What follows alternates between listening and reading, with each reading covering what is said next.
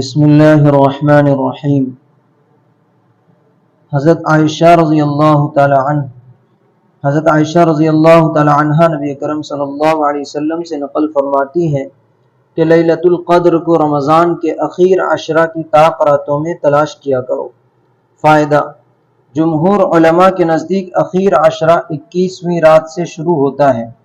عام ہے کہ مہینہ 29 کا ہو یا 30 کا۔ اس حساب سے حدیث بالا کے مطابق شب قدر کی تلاش 21، 23، 25، 27، 29 راتوں میں کرنا چاہیے۔ اگر مہینہ 29 کا ہو تب بھی اخیر عشرہ یہی کہلاتا ہے، مگر ابن حزم رحمۃ اللہ علیہ کی رائے ہے کہ عشرہ کے معنی 10 کے ہیں، لہٰذا اگر 30 کا چاند رمضان المبارک کا ہو تب تو یہ ہے، لیکن اگر 29 کا چاند ہو تو اس صورت میں اخیر عشرہ 20ویں شب سے شروع ہوتا ہے، اور اس صورت میں وتر راتیں یہ ہوں گی 20، 22، 24، 26، 28۔ لیکن نبی کرم صلی اللہ علیہ وسلم لیلۃ القدر ہی کی تلاش میں رمضان مبارک کا اعتکاف فرمایا کرتے تھے، اور وہ بالاتفاق 21ویں شب سے شروع ہوتا تھا۔ اس لیے بھی جمہور کا قول 21ویں رات سے طاق راتوں میں قوی احتمال ہے، زیادہ راجح ہے، اگرچہ احتمال اور راتوں میں بھی ہے، اور دونوں قولوں پر تلاش جب ممکن ہے کہ 20ویں شب سے لے کر عید کی رات تک ہر رات میں جاگتا رہے اور شب قدر کی فکر میں لگا رہے۔ 10-11 راتیں کوئی ایسی اہم یا مشکل چیز نہیں جن کو جاگ کر گزار دینا اس شخص کے لیے کچھ مشکل ہو جو ثواب کی امید رکھتا ہو۔ حضرت عبادہ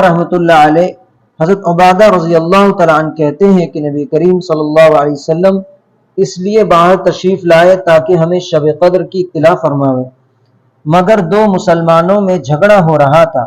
حضرت نے فرمایا کہ میں اس لیے آیا تھا کہ تمہیں شب قدر کی خبر دوں، مگر فلاں شخصوں میں جھگڑا ہو رہا تھا جس کی وجہ سے اس کی تعیین اٹھا لی گئی۔ کیا بعید ہے کہ یہ اٹھا لینا اللہ کے علم میں بہتر ہو، لہٰذا اب اس رات کو 9ویں اور 7ویں اور 5ویں رات میں تلاش کرو۔ فائدہ: اس حدیث میں 3 مضمون قابل غور ہیں۔ امر اول جو سب سے اہم ہے وہ جھگڑا ہے، جو اس قدر سخت بری چیز ہے کہ اس کی وجہ سے ہمیشہ کے لیے شب قدر کی تعیین اٹھا لی گئی، اور صرف یہی نہیں بلکہ جھگڑا ہمیشہ برکات سے محرومی کا سبب ہوا کرتا ہے۔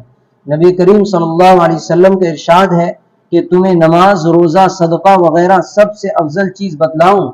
صحابہ نے عرض کیا ضرور۔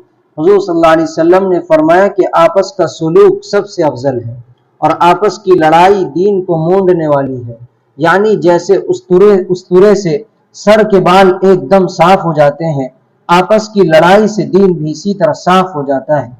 دنیا دار دین سے بے خبر لوگوں کا کیا ذکر، جبکہ بہت سی لمبی تسبیحیں پڑھنے والے دین کے دعوے دار بھی ہر وقت آپس کی لڑائی میں مبتلا رہتے ہیں۔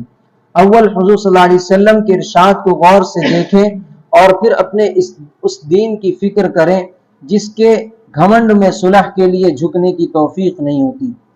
فصل اول میں روزہ کے آداب میں گزر چکا ہے کہ نبی کریم صلی اللہ علیہ وسلم نے مسلمانوں کی آبرو ریزی کو بدترین سود اور خبیث ترین سود ارشاد فرمایا ہے، لیکن ہم لوگ لڑائی کے زور میں نہ مسلمان کی آبرو کی پرواہ کرتے ہیں، نہ اللہ اور اس کے سچے رسول صلی اللہ علیہ وسلم کے ارشادات کا خیال۔ خود اللہ جل جلالہ کا ارشاد ہے وَلَا تَنَازَعُوا فَتَفْشَلُوا الْآیَةَ، اور نزع مت کرو ورنہ کم ہمت ہو جاؤ گے اور تمہاری ہوا اکھڑ جائے گی۔ آج وہ لوگ جو ہر وقت دوسروں کا وقار گھٹانے کی فکر میں رہتے ہیں، تنہائی میں بیٹھ کر غور کریں کہ خود وہ اپنے وقار کو کتنا صدمہ پہنچا رہے ہیں اور اپنی ان ناپاک اور کمینہ حرکتوں سے اللہ تعالیٰ کی نگاہ میں کتنے ذلیل ہو رہے ہیں، اور پھر دنیا کی ذلت بدیہی۔ نبی کریم صلی اللہ علیہ وسلم کے ارشاد ہے کہ جو شخص اپنے مسلمان بھائی سے 3 دن سے زیادہ چھٹاؤ رکھے، اگر اس حالت میں مر گیا تو سیدھا جہنم میں جاوے گا۔ ایک حدیث میں ارشاد ہے کہ ہر پیر و جمعرات کے دن اللہ کے حضوری میں بندوں کے اعمال پیش ہوتے ہیں۔ اللہ جل شانہ کی رحمت سے نیک اعمال کی بدولت مشرکوں کے علاوہ اوروں کی مغفرت ہوتی رہتی ہے، مگر جن 2 میں جھگڑا ہوتا ہے ان کی مغفرت کے متعلق ارشاد ہوتا ہے کہ ان کو چھوڑے رکھو جب تک صلح نہ ہو۔ اللہ تعالی ہم سب کو عمل کی توفیق دے۔ سبحان اللہ و بحمدہ، سبحانک اللہم